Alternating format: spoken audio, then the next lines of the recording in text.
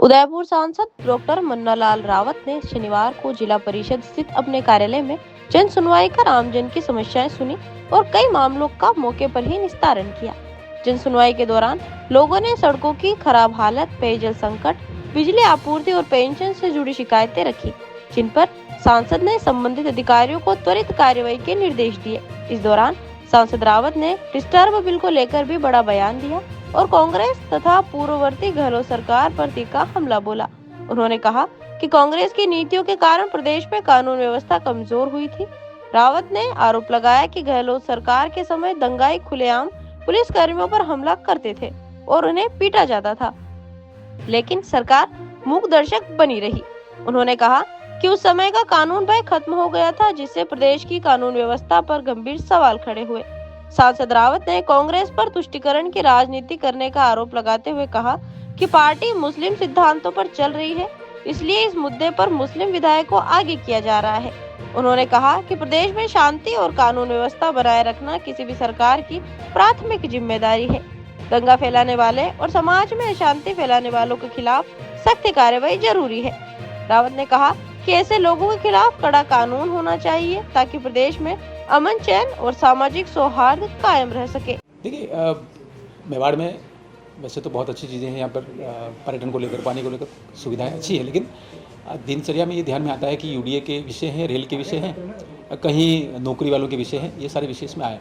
एक जगह ये भी आया कि जेजेएम में कुछ काम रुका हुआ है, वो भी ढंग से होना चाहिए। एक जगह तो ये कि रोडवेज बस स्टैंड के पास में कुआं है, वो भी खुला है, अगर वहाँ कोई एक्सीडेंट, कोई व्यक्ति का कहीं दुर्घटना नहीं हो जाए, इस तरह के विषय है। मुझे लगता है कि जनता जागरूक है और नीति प्रति अपने कम्युनिटी के विषय को लेकर आए हैं। आज जन सुनवाई में 30 विषय आए हैं अलग अलग तरीके। मुझे लगता है ये जागरूकता सब तक जाएगी तो निश्चित रूप से जनता की सुविधा का बहुत अच्छे से क्रियान्वयन भी होगा और जिम्मेदारी अधिकारी हैं उनको भी ये ध्यान में आएगा। हमने आज कुछ विषय पहले के कुछ नए विषय अधिकारियों को फ़ोन भी किए हैं। मुझे लगता है उन्होंने भी इसको गंभीरता से लिया है। आगे आने वाले समय में इसको और अच्छे से होगा।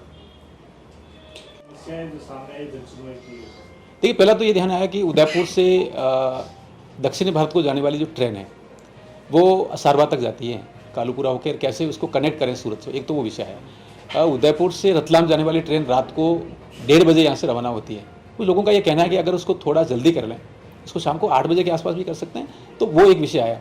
दूसरा, रेलवे ट्रैक के पैरेलल कुछ पुरानी बस्तियाँ हैं, वहाँ लोग बहुत बरसों से वहाँ रह रहे हैं, लेकिन वो रास्ता बंद हो गया, वो भी विषय। यूडीए के रोड के विषय हैं, पानी के विषय, ये सारे विषय आए। कुछ जनता के जो नौकरी करने वाले लोग हैं, किसी का पेंशन रुका हुआ है, कुछ इस तरह के विषय हैं, वो भी आए थे। सूरत तक ट्रेन को ले जाने का मुद्दा कई समय से उठता रहा है, तो उसको लेकर क्या प्रयास आपके? निश्चित से आपने देखा होगा कि माननीय नरेंद्र मोदी साहब के कालखंड में उदयपुर से अहमदाबाद जो ट्रैक है और वो ब्रॉडगेज में कन्वर्ट हुआ है। उसके बाद कुछ सेवाएं भी वहाँ से बनी हैं और पिछले दिनों आपने देखा होगा एक वंदे भारत ट्रेन भी सारवा तक जा रही है। ये आगे जाएंगी। हमने माननीय मंत्री महोदय से आग्रह किया। रेल मंत्री जी ने बहुत सहजता के साथ में कहा है कि हाँ, ये बहुत महत्वपूर्ण विषय है और जनता जनार्दन के संदर्भ में कुछ टेक्निकल इशूज़ हैं, उसको समाधान करके दक्षिण भारत में, मुझे लगता है जो वंदे भारत चल रही है वो उदयपुर से सूरत तक और दूसरी कुछ ट्रेनें हैं वो दक्षिण भारत तक जाएंगी। इसकी पूरी संभावना बन रही है।